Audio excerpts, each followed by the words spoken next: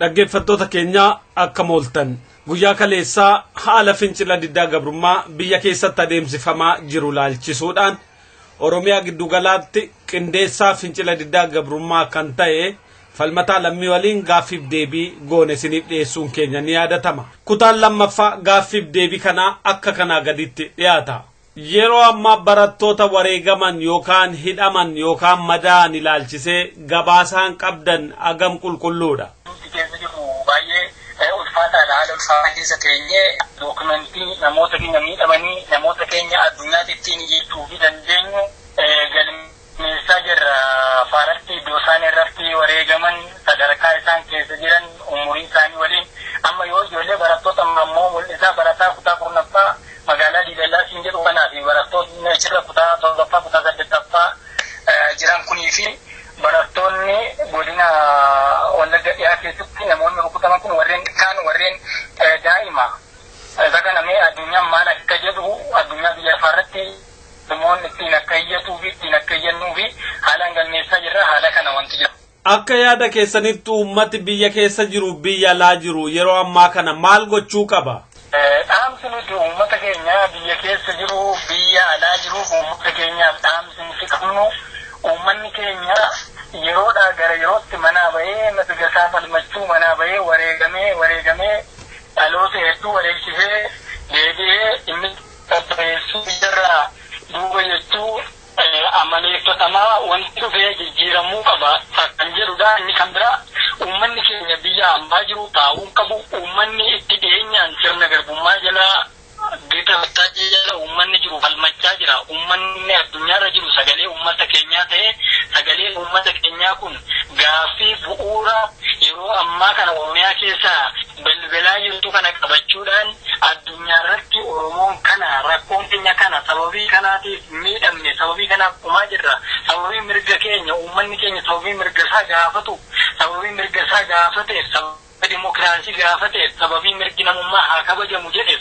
uummanni keenya dhumaa jira jechuudhaan uummanni keenya lafa jiru kamiyyuu iyyachuu qaba. Uummata dhumaa jiru taa'ee dhaggeeffachuun hin barbaachisu. Uummanni keenya bakka jiru maraayyuu harka wal qabatee iyyachuu qaba jedha. Dhaamsi namni uummata keenya biyyoota hambaa jiranii fi deeggartoota keenya ilmaan Oromootiif dhaamsi nani qabu isa kana harka wal qabachuudhaan uummata biyya keessaa dhumaa jiruuf birmachuudha.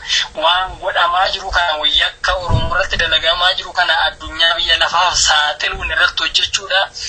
Isa kana yeroo kanatti Oromoonni waliif birmachuu qaba. Harka wal qabatanii ka'uu qaba. Hawaasa biyya keessa jiru uummata biyya keessa jiru kan falmachaa hin jirre kan harka diinaa keessa jiruuf illee dhaamsa seenanii dabarsu yoo jiraate carraa kanatti fayyadamee hojjettoonni mootummaa ammumaan akka dhaamsa dabarsaa fi jirra. Asumaan dhaamsi kun akka darbuun barbaada. Hojjettoonni mootummaa ammumaa irraan eegaluun hojii dhaabuu isaanirra jiraataa hojii mootummaa kana wajjin otoo lammiinsaa otoo qomoonsaa waan karaa nagaa otoo dhagaa tokkoon kaasiin waan mirga isaa gaafateef rasaasaan dhaamee ajjeefamaa waan jiruuf mootummaa kana wajjin hojjechuun hirmii ta'uu hubatee hojjettoonni mootummaa bakka jiran kamittuu wal qindeessanii hojii dhaabuu qabu. Gaaffii uummata Oromoo haga deebii argatutti hin hojjennu jechuu qabu. Murtoo akkasii kana hojjettoonni Oromiyaa keessa jiran sadarkaa garaa garaarra kan jiran kana itti fufinsaan hojiitti hiikuu qabu.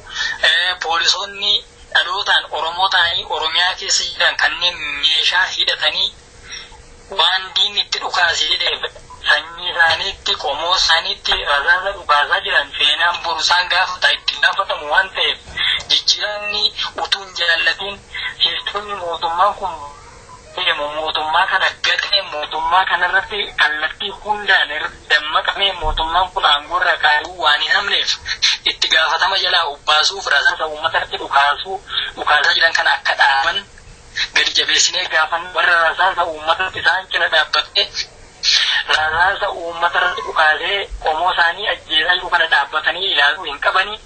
Is kana kan nuti gaafannu waraana Oromiyaa keessa bubba'ee jiruu fi poolisoota Oromiyaa keessa bubba'anii jiran isa kana kan nuti gaafannu uummanni Oromoo fincilatti jiruu fi fincilarra jiru haga danda'e mara harka wal qabachuun tokkummaa jabeeffachuudhaan utuu fincilichi akka hookaraatti mootummaan jijjiiruuf kan inni godhu irraa tiksuudhaan akka danda'amu kallattii danda'amuun haga danda'ametti bifa amma adeemaa jiru kanaatiin jabaatee akka itti fufu fincilli kun akka duubatti hin deebine uummanni inni hin dammaqne illee dammaqee dirmannaa akka godhu akka Oromoo wal cina dhaabbatu.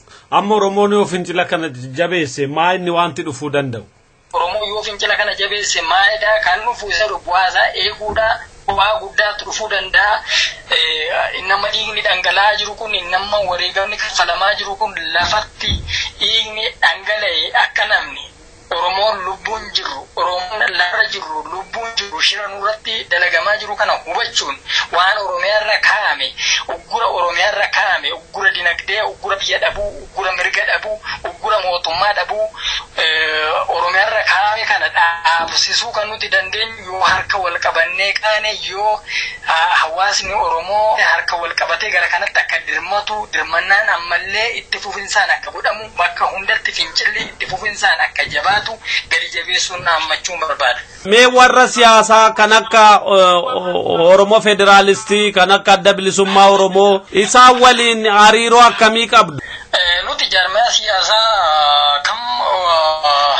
jaarmaa siyaasaa kam faanayyuu lola hin qabnu hojiibbisa hin qabnu garuu akka Oromootti waan nuti dhaammannu Oromoon bulee ajandaa siyaasaa oomishuu ajandaa siyaasaa ideoloojii ilaalcha adda addaa oomishuudhaan siyaasa garaagaraa qopheessanii gara uummataatti as fiduu dhaabee yeroo ammaa kanatti maqaa Oromiyaa uummata Oromoo jedhuun wal cina dhaabbatee garaagartee siyaasaa keessatti deeffatee harka wal qabatee waan godhamuu qabu akka godhu kan nuti gaafachaa jiru. Xalaa kana hunda qaqqabsiisaa jirra baay'isee yaadoksanii irraa ciisanii irratti hojjetanii waan beeknu hin qabnu garuu hoogganoota jaarmiyoota siyaasaa hunda qaqqabsiisaa jirra. Warri kaanis miidiyaatti as ba'anii kanatu jira. Nam tokko nam lama miidiyaatti ba'ee yoo as ba'ee dubbachuun qofti gahaa miti.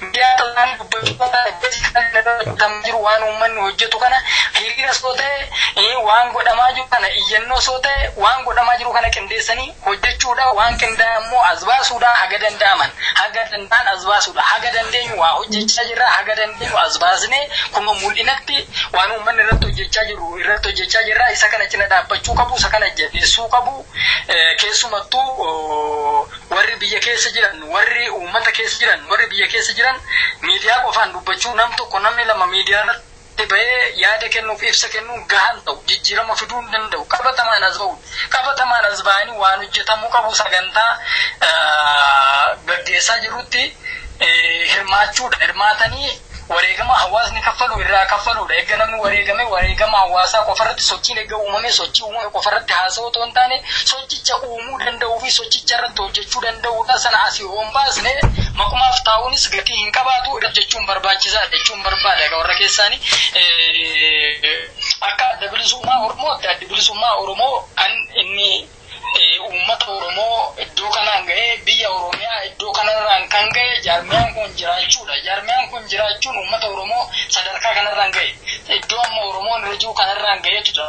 Uummanni Oromoo sababa jaarmiyaa kanaatiin maqaa jaarmiyaa kanaatiin uummanni Oromoo maqaa jaarmiyaa kana eeffachuun jibbinsa jaarmiyaa kanarraa qabuun ilaalchi jaarmiyaa kana uummata Oromoo fi Oromiyaaf sirrii ta'uu diinni hubatee duula fedhe guyyaadhaa gara guyyaatti duulli siyaasaa duulli dinagdee duulli waraanaa kan inni gaggeeffamu adda bilisummaa Oromoo irratti. Uummanni Oromoo kana beekee jaarmiyaa kana irratti duula banamuu fi waraana jaarmiyaa kana irratti gaggeeffamee sila akeekaa fi ilaalcha uummataaf lafa qabatee Oromiyaa har'a agarru kana lafee fi dhiiga mootiin bocamee as ga'e kana kan as fide jaarmiyaa kana ta'uu eenyumtiyyuu irraa shakkii hin qabaatu ammallee jabeessuu fi cina dhaabbachuudhaan waan godhamuu qabu godhuudhaan jaarmiyaaleen siyaasaa fi hawaasni gumaacha barbaachisu gochuudhaan wal jabeessuudha jaarmiyoota uummata keessatti ummataaf aantummaa qaban ummanni aantummaa qabaatuuf deeggaruudha wal dhiibuu miti kun hin barbaachisu amma yoodhaa fudhatte ummanni kun fincilli akkamitti ka'ee fincilli maal fakkaata warra quban qabne warra dookumentiin ummataa maal akka fakkaatu ummanni eessa jira warra hin beeknetu dhimmoota akkasii haasa'uu danda'a yoo ayyaana irreecharraa kaastee ummanni keenya garamitti adeemaa jira maalidha ummanni kun yoo dugda deetee ilaalte achirraa kaasee uummanni Oromoo kanaan booda biyya kana keessatti karaa nagaa jijjiiramni biyyatti dhufuu hin dandeenye biyya afaan qawween nu bitaa jiru kana keessatti nuun gaachana keenyaaf abdii keenya kan ta'e adda bilisummaa Oromooti jedhee uummanni afaan isaa baafatee qotee bulaa hojjetaa barataa daldalaa tun jedhin dhufee adda bilisummaa Oromoo faarsee dhaadannoo isaa dhageessisaa ture ayyaana irreechaa irratti achirratti uummanni waadaa walii galee godina galtanitti aanaa galtanitti Oromoo irrafiina harka wal qabannee haa kaanu jabaannee haa falmannu biyyi badaa jira dhiiroo biyyi saamamee badaa jira qabeenya saamuu qofa miti biyyayyuu nurraa fudhatanii nuu biyya dhabuutti jirra Oromoo irrafiina jedhee uummanni kan inni dhaamsa guddaa walitti dabarfate ayyaanota irreechaa Bishooftuurraa eegalee godinaalee Oromiyaa cufarratti gaggeeffamaa ture irratti uummanni ergaa guddaa walitti dabarse qajeelfama fudhatee gara godinaa fi gara aanaasaatti deebi'ee waan waadaa walii galee fi waan qajeelfama walitti dabarse qajeelfama walirraa fudhatee gale san immoo hojiitti hiikaa jira yeroo ammaa kana isa kana hubachuu dhabuun hawaasni eessa akka jiruu fi siyaasni hawaasaa eessa ga'ee akka jiru hubachuu dhabuudhaan jaarmiyaaleen siyaasaa yeroo illee ta'anii duuba uummataatti yeroo hafanii jirantu jira.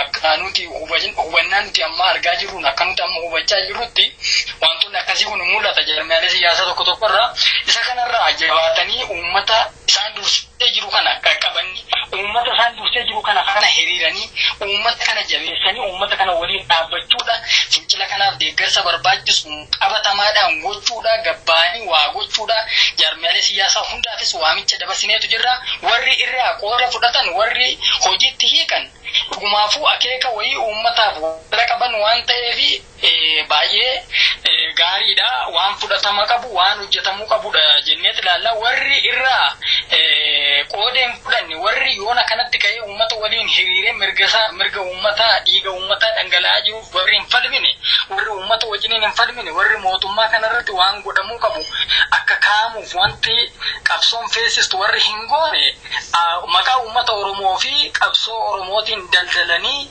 jiraachuudha akkaataa kanatti ilaalla warri godhan warra gochaa jiranii fi warra godhuutti jiran waa hedduu eegaa jirra egaa haganuma kana wanti nan jaarmiyaalee siyaasa Oromoo irratti dubbachuu barbaadu jaarmiyaalee siyaasa Oromoo wanni jabaan nuti dhaamnu garaagartee odeessuu garaagartee lafa kaanii tokkummaadhaan ka'uutu irraa eegama tokkummaadhaan wal utubanii wal cina dhaabbatanii wal deeggaranii qabsoo uummataa fi dargaggootaan biyya keessatti gaggeeffamaa jiru kana deeggaruudha cina dhaabbachuudha irratti sanatu ta'ee otoo hin taane ogummaa qaban dandeettii qaban itti dabalanii sochii kana fuuldottaa tarkaanfachiifnu dhiiroo ilmaan Oromoo dhumaa jira dhiigni Oromoo dhangala'aa jira isa kanarratti qoosuu miti isa kanarratti haala kanaan yoo harka wal qabatanii ka'an hojiin guddaan jijjiiramni guddaan dhufuu danda'a namana. Yeroo fincila kana gaggeessitan akka qajeelfamaatti kan sinitti fayyadamtan kan barattoonni hojjechuu qabanii fi hojjechuu hin qabne maa inni? Akka qajeelfamaatti wanti barattoonni godhanii fi wanti barattoonni hin goone inni guddaan akka waliigalaatti qajeelfamni kenname fincilli kun haala wal fakkaatuun yeroo wal fakkaatutti akka ka'u qajeelfamni kenname hin jira qajeelfama kana akka barattoonni hin hordofne kan godhe barattootatu hordofuu didatoon taane uggura waraanaan barattoota irratti dargaggoota irratti godhamaa jirutu fincilli kun har'a boru akkaataa kanatti akka ka'u kan godhe uggura waraanaan kaa'amee jiru yeroo isaan namoota qaroo hawaasaa ta'an namoota warraaqsa kana baatanii deemuu danda'an yeroo isaan qabuudhaaf yaalii godhan nama sana dhaabanii nama sana nyaachisuurra warraaqsaan jala dhaabachuu filataniitu warraaqsi akkaataa kanatti kan eegale. Gaafa magaalaa Gincitti eegalu godina Lixa Shaggar gaafa magaalaa Gincitti eegalu sabboontota barattoota Oromoo yaadannoo fincila diddaa gabrummaa 2005 shan gaggeeffame sanaa fi haalota jiran haalduree sabboontota hojjechaa turantu qabamuudhaaf yaaliin godhame. Gaafa yaaliin haala jirurra dhaabbatanii gaaffiin naannoodhaan wal qabatee jirurra dhaabbatanii barattoonni fincila kaasanii fincilaan jala dhaabbatanii nama dhabamuu qabu nama dhabamuu hin qabne dhaabuu irra fincilaan jala dhaabbannaa halkanis yoo ta'e guyyaa soo ta'e adamsitee waan qabu waan dandeessuuf fincilaan dura dhaabbatanii fincila irratti kaachisanii fincilli sun haala fudhanii yeroo itti wantoonni wal bubbuuse yeroo itti mul'ate hin jira. Isa kana yeroo ammaa kana dhaabbilee barnoota olaanoofis dhaabbilee barnoota gadaanoofis akka waan qabatanii kaanillee waan qindaa'aa yaada qindaa'aa wayii qabatanii waan bilchaataa wayii diinatti akka dhiyeeffachuu danda'anitti gaaffiin qindeeffamee godina hundatti ergameera. Dhaabbilee barnootaa hundarra qaqqabsiifameera. San ammoo dhaabbileen barnootaa hojiitti hiikaa jiru. Inni dhaabbileen barnootaa iddoon gaaffii sana qabatanii akka hin sochoone qabamanii jiran waraanaan qabamanii jiru malee hojii hojjechuu sodaatanii yookaan immoo fincila irraa qoda fudhachuu sodaatanii miti. Maal ta'anii jiru waraanaan kan isaan qabamanii jiran. Waraanatu tokko barataa iddootti itti ramadamee jiru jira. Hoo magaalaa Aroo Yuunivarsiitii Amboo fudhatte yoo Yuunivarsiitii Wallaggaa fudhatte yoo Yuunivarsiitii Jimmaa fudhatte yoo Yuunivarsiitii Maatuu fudhatte isa halkanii mataasaa ijoollee doormiitti seenanii Yuunivarsiitota kana arfan irratti doormii seenanii ijoollee haga reebuutti haga ijoollee tokko isaanii doormii seenanii reebuutti waraanni moo'ee keessa buufatee jiru. Waan akkasii waan jiruuf galgalumallee ijoolleen uffata keessan ofirraa hin baasinaati. Uffata keessan uffadhaati yeroo ciiftanu uffata keessan uffadhaati ciisaa wallaggeeffadhaa jechuudhaan haamsi darbaa fi ijoolleen haalaan immoo qophiin iddoo kana haalaan isaanis kan isaan sodaatan mootummaanis haalaan kan inni sodaachaa ture. Dhaabbilee barnootaa isaan kana akka ijootti keessattuu gara dhiyaa Oromiyaa keessatti sodaa guddaa inni qabu kana waan ta'eef kanarra waraanaa fi humna xiqqaa guddaa buuse. Kanaaf dubbatanii utuu sagaleen hin dhaga'amiin waa gochuudhaaf utuu sagaleen hin dhaga'amiin waa tokkotti seenuun dursa haga danda'amaa ta'etti boqotanii qabatanii waan hojjetamuu qabu taayimii itti fayyadamuu danda'an irratti itti fayyadamanii sagalee uummataa dhageessisuudha. Waan godhuu danda'anis gochuu danda'uudha. Utuu homaan godhiin yoo kan ajjeefaman ta'e utuu homaan godhiin kan wareegaman yoo ta'e utuu sagalee isaaniillee hin dhageessisiin kan hidhaman yoo ta'e balaa guddaa qaba waan ta'eef amma isaanis hidhuu wallaalan miti. Barattoota kana hidhuu wallaalan miti yoo hidhan waan dhoowwu beeku waan ta'eef barattoonni maa dursanidha kan isaan eegaa jiranii iddoo kana irratti jechaadha. Iddoo kaanitti arganiiru barattoota hidhuuf gaafa yaalii godhanii bara fincilatu irratti ka'e. Amma iddoo kanarrattis haala kanaan kan wal eegaa jiranii waraanuma wajjiniin wal jala dhaabbachaa jira dargaggeessi Oromoo yeroo ammaa kana. Garuu wanti baay'ee fooyya'insa qabuu fi wanti baay'ee abdii guddaa nama tolu dirmannaa uummataa hin qaba. Dirmannaa namoota sadarkaa garaagaraarra jiran hojjettoota sadarkaa garaagaraarra jiran hin qaba.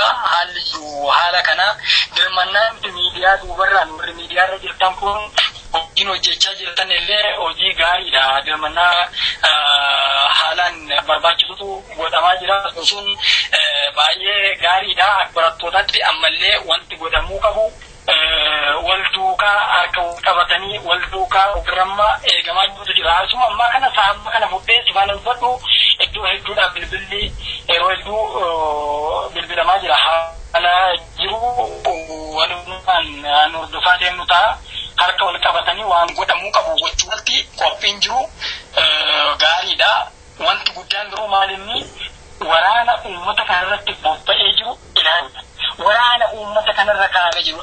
Dirree waraanaa fakkaata malee Oromiyaa keessa yeroo ammaa kana dirree nagaa qabu dirree iddoon kun fooyya'aa jettu hin jiru waan ta'eetiif uggura waraanaan kaa'ame malee fincilli haga kanaa olii fincila guddaadha kan eegamaa jiru. Ammas haga eegamu deemaa jira waan ta'eef jabeeffamuu qaba. Waan godhamuu qabuun Oromoonni bakkayyuu jiru dirmannaa barbaachisuu fi waan godhamuu qabuun itti dirmachuu qabu. Inni kan biraa Oromoo waan inni irraa of eeggachuu qabu inni keessa jiru inni duuba jiru sabboonas ta'e sabboontus waan itti godhamuu qabu maal inni dhaabbilee barnoota tokko keessatti rakkoon mudachaa jiru maal inni yoo fincilli boru kaatee fincilli yuunivarsiitii akkasirratti bakka akkasitti boru fincilli ka'uuf jedhanii miidiyaa kana karaa feesbuukii maalii kana poost yeroo godhantu jira haalli kun yuunivarsiitii madda walaabuu miidheera yuunivarsiitii bulee horaa miidheera yuunivarsiitii jimmaa miidheera maaliif dursanii waan mustila bor godhamuun jiru diinasaa ta'uu firasaa ta'uu poost godhanii sanarraa kaasee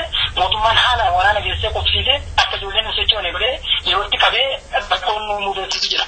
Rakkina kana ammas cabsinee keessa bahuudhaaf waan itti hojjetamaa jiru itti hojjechaa waan jirruuf namoonni Oromoo taatan nurra hin qaqqabamu jettanii nurra hin ga'amu jettanii shira sochii uummata kana danquudhaaf shirri karaa sooshaal miidiyaa godhuun illee isinirra hin qaqqabamu waan ta'eef atattamaan akka of dhaabdan atattamaan akka of hubattan gadi jabeessee irraa argame kanatti fayyadamee dhaamuun barbaada. Keessas kan jiru biyya alas kan jiru lafa fedhayyuu jiraatu warri afaan Oromootti fayyadamtanii fincila kana danquuf jettanii waan boru hojjetamuuf jiru jechiitii sochii warraaqsaa boru godhamuuf jiru warri poost godhan itti gaafatamuu irratti qaqqabaa jirra warri irratti qaqqabaa jirru Oromoo addunyaa irra hundaaf hin saaxilla warri nuurratti hin beekamu jedhanii godhanis immoo bira ga'ama waan ta'eetiif isa kanarraa akka of eeggatan jabeessinee hubachiisa.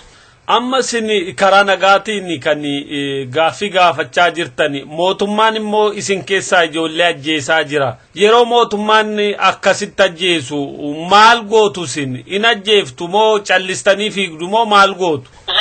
Dargaggoonni yeroo fincila kana gaggeessan gaaffii dhiyeeffatu gaaffii keenyaaf deebii nuu kennaa amma fakkeenya yoo fudhatte dhaabbilee barnoota olaanoo irratti sirni ittiin warraaqsi kun gaggeeffamaa jiruu fi sirni ittiin barattoonni gaaffii gaafachaa jiran pirezidaantota yuunivarsiitii gaafatu warra yuunivarsiitii bulchaa jiran gaafatu warri yuunivarsiitii bulchaa jiran biyya kana keessatti aangoo olaanaa qabu akkamitti yoo jette miseensa paarlaamaa biyya kanaati pirezidaantii yuunivarsiitii Oromiyaa keessa jiru cufti isaanii miseensa paarlaamaa mootummaa Itoophiyaati. Miseensi paarlaamaa mootummaa Itoophiyaa aangoo guddaa qabu kun gaaffii barattootaa fi gaaffii uummataa fi barattoota irratti dhiyaatu kana fuudhee deebii kennuudhaaf dirqamas qaba aangoo guutuus qaba.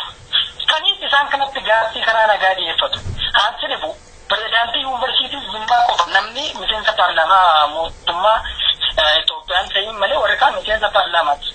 Aanan boosoo fudhattee Dr. Mitifuu teessoo kan yuunivarsiitii Wallaggaa soo fudhatte Dr. Fikaaduu kan yuunivarsiitii Haramayaa soo fudhatte kan yuunivarsiitii Madawalaabuu soo fudhatte isaan kun kunuun isaanii miseensota paarlaamaa biyya kanaati. Otoo ta'e miseensa paarlaamaa biyya tokko jechuun akkasumas nama aangoo olaanaa qabu. Kanaaf aangawoota isaan kanatti gaaffiin kan jiru ofii keenya Ingiliistaan yoo ta'e warra biyya bulchina jedhan warra biyya geggeessina jedhan nu waama gaaffii keenyaaf deebiin nuufaa kennamu. Uummanni keenya rakkoo qaba. Rakkoon uummata keenyaa nu yaaddeesseera. Yaaddoo kan immoo nuti otoo yaaddoo kanaan jirru barachuuf jiraachuuf illee haala yaaddeessaa keessa galee jirra. Kanaaf nu gaaffiin keenya deebii argachuu qabatanii karaa nagaa gaafatu. Qabeenya irratti otoo miidhaan geessitiin ilma namaa irratti otoo miidhaan geessitiin karaa nagaa ta'e gaaffii isaan gaafatan. Yoo isaan kana godhan waraana fudhanii gaaffii kanaaf kan hin madaalleef kan hin malle kan hin eegamne waraana kan irratti ajajamu waraana irratti ajajanii waraanatti gadhiisuudha gaaffii barattoota namni dhaggeeffatu yoo jiru waan waraqaadhaan barreeffame harkaa fuudhuu gaaffii tokko dhaggeeffatanii sanaan booda humna keenya miti jedhu isaan kun warra immilaan nu waamaa yeroo jedhanii waraana kan isaan itti waaman. Wanni amma ergaa wayiitu nagayeetoonsi dubbisaa jiru mootummaan Oromiyaa fi OPDO'n fincila kana adda bilisummaa Oromootu duuba jira jedhee ibsa baasuudhaaf jira jedhani kanaaf maanni wanta ati jettu. Irratti maaliif sitti fakkaate uummanni Oromoo yoo falmatte falmaa mirga abbaa biyyummaa fi qabsoo bilisummaa yeroo jalqabaa fi Oromiyaa keessatti fi uummata Oromoo keessatti bu'uura qabsoo kan lafa qabsiisee fi dhugaa jiru uummata Oromootti kan himee fi kan Oromoo fi qabsoo ta'aa gaggeessee Oromoo yoonaan ga'e adda bilisummaa Oromoo waan ta'eef nama dhuunfaadhaan amma gartuu hawaasaatti waan Oromoo fayyadu kamuu yoo dubbatte waan Oromoo kamuu yoo dubbatte adda bilisummaa Oromootti qabama. Adda bilisummaa Oromootti qabaatiin miseensa adda bilisummaa Oromoos ta'e miseensa adda bilisummaa Oromoos ta'uu baate adda bilisummaa Oromootiinis quba wal qabaat adda bilisummaa Oromootiinis quba wal laatu waan dhugaa jiru waan hawaasa Oromoo laallatu yoo dubbate miseensa adda bilisummaa Oromootii jedhama. Sochii kana keessa bara waa hedduudha kan eegannaa godhaa jirruu fi eegaa jirru malee ofii isaanii nama fixanii ofii isaanii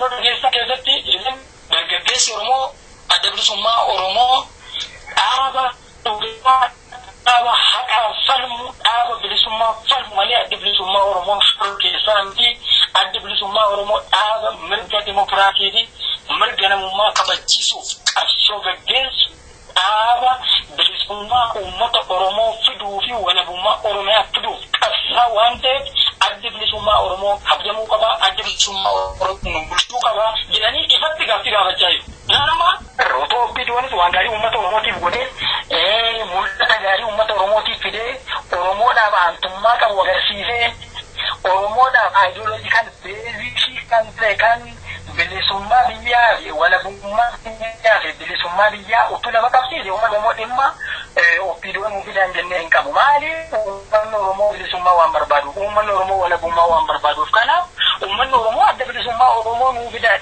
gaafachaa jira. Kanaaf adda bilisummaa Oromoo anaan na waammadhaati ana naafida ana promooshinii hojjedhaa jechaa jiran uummata Oromooti. Uummata Oromoo mirgisaa sarbame mirgisaa haa kabajamu. Uummata Oromoo Oromiyaa dhalee jiru Oromiyaa argachuu qaba. Oromiyaa fi uummanni Oromoo kan waliiti kan isaati malee uummata Oromoo qeerraa buqqisuun qabeenya irraa kaasuun hidhaatti ukkaamsuun mirga namummaa isaa irraa kaasanii ajjeesuun mirga dimokiraasii irraa kaasanii biyya abbaasaa keessatti sochii dhorkatuun dhaabbachuu qaba. Adda bilisummaa jedha malee adda bilisummaa Oromoo jedha malee adda bilisummaa Oromoo promooshinii nafaarsaa jedhu labsatee hin beeku isa akkasiitiin labsatu dhageenyas hin beeknu isa kanas hin beeku. Uummanni waan adda bilisummaa Oromoo isaaf falmuuf adda bilisummaa Oromoo barbaada mootummaatti simeera. Uummanni sagana gaammanuti adda bilisummaa Oromootu gaggeessaa jedhamutti adda bilisummaa Oromootu akka jedhu jiru bara. Uummanni ifatti mootummaa fuuldura dhaabbatee aangoota mootummaa waraana fuuldura dhaabbatee adda bilisummaa Oromoo barbaadna adda bilisummaa Oromoo waa bulchu malee nu bulchitanii mirga keenya sarbitanii biyya keenya dabaltanii gurgurtanii ijoollee keenya rasaasamtanii rasaasan nu fixxuu mootummaa baay'ee uummanni gaafachaadha. Dhaggeeffattoota keenya aga yoonaatti kan dhaggeeffattan Oromiyaa giddu galaatti gaggeessaa qeerroo bilisummaa falmataa lammii waliin gaafiif deebii godhame. Raadiyoon Sagalee Oromoo falmataa lammii maqaa dhaggeeffattoota keenya galateeffachuu barbaada. Qophiin keenya addaarraas asumaan xumura nagaan nu tura.